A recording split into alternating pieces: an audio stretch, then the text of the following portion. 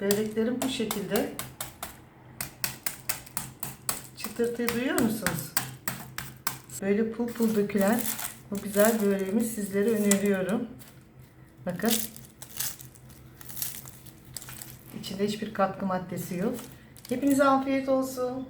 Merhaba arkadaşlar. Servin'in mutfağına hoş geldiniz. Bugün sizlere hazır yufka ile pratik, lezzetli, şık bir sunumuyla muska böreği yapıyorum. Bunun için malzemem 200 gram yağsız beyaz peynirim, 1 adet yumurtam, 150 gram rendelenmiş kaşar peynirim, 2 çay kaşığı yani bir tatlı kaşığı pul biber koyuyorum, acı. Siz dilerseniz baharatı dilediğiniz gibi koyabilirsiniz. Şimdi hepsini birlikte karıştıracağım. Önce peynirimi ufalıyorum. Bakın peynirim çok yağsız olduğu için içerisine kaşar peyniri rendeliyorum. İkisinin uyumu çok güzel lezzet oluyor. Yumurta da kabarmasını sağlıyor peynirin. İçeri böyle muska böreğimizin içerisi boş boş olmayacak. Yumurta kabartacak. Hepsi birlikte tam bir denge sağlanmış olacak. Muska böreğimizin içi bu şekilde lezzetlendi ve hazır. Yufkacıdan aldım dün. Buzdolabında yine hiçbir şey olmadı. Şu güzelliğe ipek gibi. Şimdi yağlama işlemi. Şimdi zeytinyağıyla yufkamın her yerine eşit şekilde yağlayacağım. Ve üzerine ikinci yufkamı ilave edeceğim. Yaklaşık 2 yemek kaşığı bir yufkaya gidiyor. Ama yine de kontrol edeceğiz. Çünkü bu böreğin özelliği bu yağın her yerine dokusuna değmesi gerekiyor. Tam hiza olsun. Bu şekilde güzelce yerleştiriyorum. 2 yemek kaşığı yine ikinci yufkamızın üzerine güzelce bu şekilde uğraşmıyorum ben arkadaşlar. Elimle yapmayı tercih ediyorum bu şekilde. Elle daha güzel oluyor. Her yerine değmedikleri kalmasın.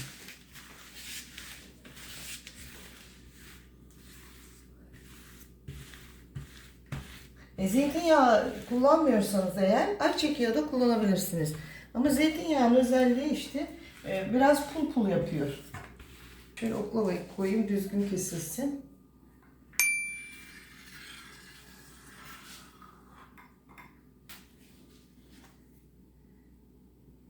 Tekrar koyuyorum düzgün kesilmesi için.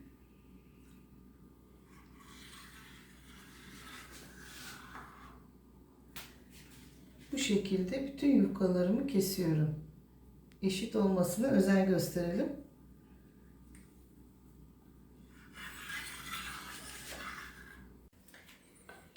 Bu şekilde çift taraflı kesiyorum ki ortada kalan parçaların hepsi eşit olsun. Muska böreğimizin hepsi aynı büyüklükte olması için iki yerden kesiyorum. Kalanları da tekrar börek yapacağım. Şu kenardan çıkanlar arkadaşlar şöyle kesiyorum irice parçalar halinde. İkinci bir börek modeli olacak bu çıkan parçalarla. Bunlar kesinlikle ziyan etmiyoruz ve bu da çok güzel oluyor. Bu şekilde kenarda biriktiriyorum.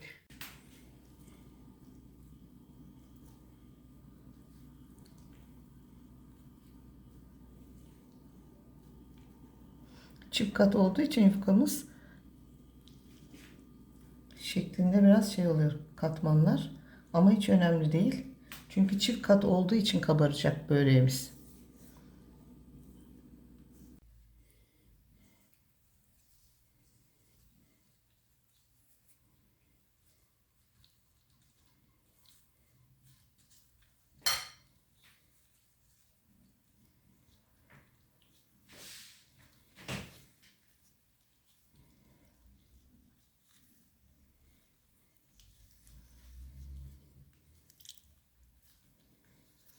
Bu şekilde. Ucunu dilerseniz şöyle içeri de sokabilirsiniz. Fakat hiç gerek yok. Çünkü ben şey yapıyorum. Bakın hazır. Çok güzel oldu. Ve sıralıyorum. Şimdi böreklerim hazır. 180 derece önceden ısıtılmış fırına pişmeye gidiyor. Üzerlerine bir adet yumurta sarısı sürdüm. Şimdi fırına gidiyor. Artan yufkalarımızı değerlendiriyoruz. Bir adet yufkamı alıyorum. Tepsimin ortasına bırakıyorum. Biraz şöyle kıvırcık bırakın. Bu şekilde hazır. Yine böreğimizden artan peynirimizi değerlendiriyoruz. 2 yumurta, 1, 2, 3, 4 yemek kaşığı zeytinyağı ilave ettim. Yarım şişe soda ilave ediyorum. Sade. Bakayım, tam yarım şişe. Hepsini birlikte güzelce çırpıyoruz. Hazırlamış olduğum sosumdan şöyle 3 kaşık ilave ediyorum. Daha sonra artan yufkalarımı üzerine ilave ediyorum. Peynirimi, kalan peynirimi ilave ediyorum ve güzelce peynirimi yerleştiriyorum. Kalan sosumdan yine şöyle biraz koyuyorum. Yine kalan malzemeleri ilave ediyorum. Benim bir yufkam daha var. Devam ediyorum dağıtmaya, yerleştirmeye.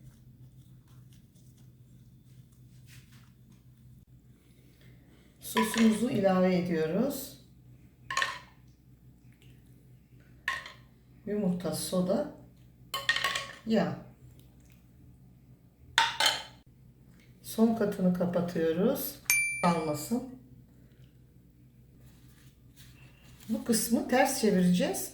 Servis tabağımızın alt kısmında kalacak. Sosumuzun tamamını döküyoruz.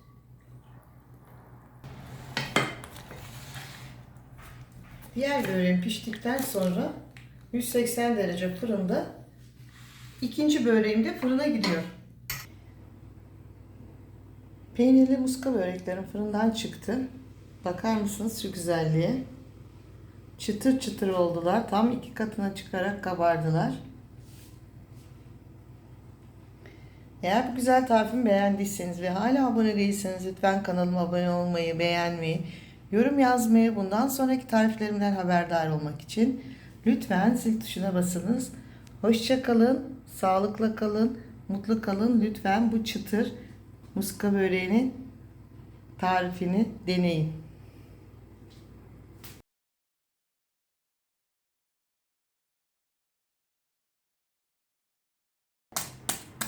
Böreklerim bu şekilde.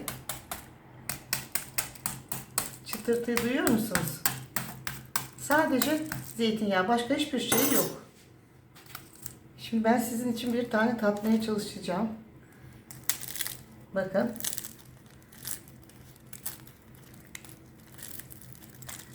Çok sıcak olduğu için parçalayamıyorum. Çok zor. Şurada iç dokusu bakın. Peynirler muhteşem oldu içerisinde. Hepinize afiyet olsun. Böyle pul pul dökülen bu güzel böreğimi sizlere öneriyorum. Bakın.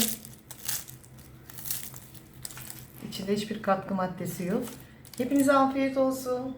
Şimdi bu güzel böreği sizin için yiyorum. Ay ay ay. Bakar mısınız ses arkadaşlar? Çıtır çıtır. Bu böreği bayılacaksınız. Şahane. İkinci tarifimde artan yufkalarla bakar mısınız? Tepsi böreği yaptım. Şimdi fırımı kapatıyorum. Artan malzemelerle ikinci böreğim de bu şekilde fırından çıktı. Bakar mısınız? Üzerine çıtır çıtır.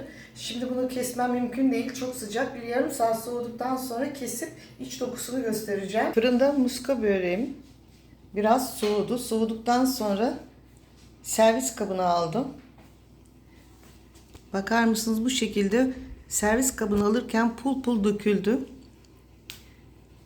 Tarifim çok basit fakat bir o kadar lezzetli ve ağızda yerken parçalanıyor bu şekilde pul pul. Hepinize afiyet olsun.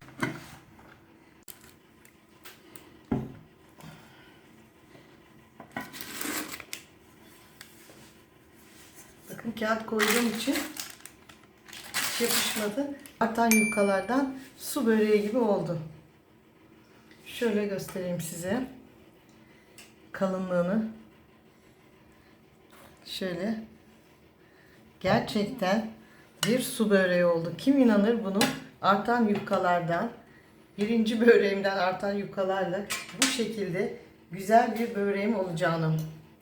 Şimdi sizin için kesiyorum. Tabii bunu soğuysa daha iyi olur.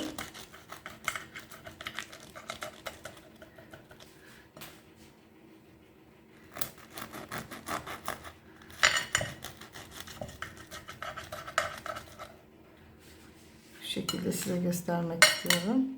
Bakar mısınız su böreğime? Diğer yüzü. Dilediğiniz yüzünü kullanabilirsiniz. Bu alt tarafı arkadaşlar tam su böreği gibi oluyor kızardığı için. Güzel tarifimi hepinize öneriyorum. 2 tarif bir videoda bugün. Bakınız böreğimiz bu şekilde hazır.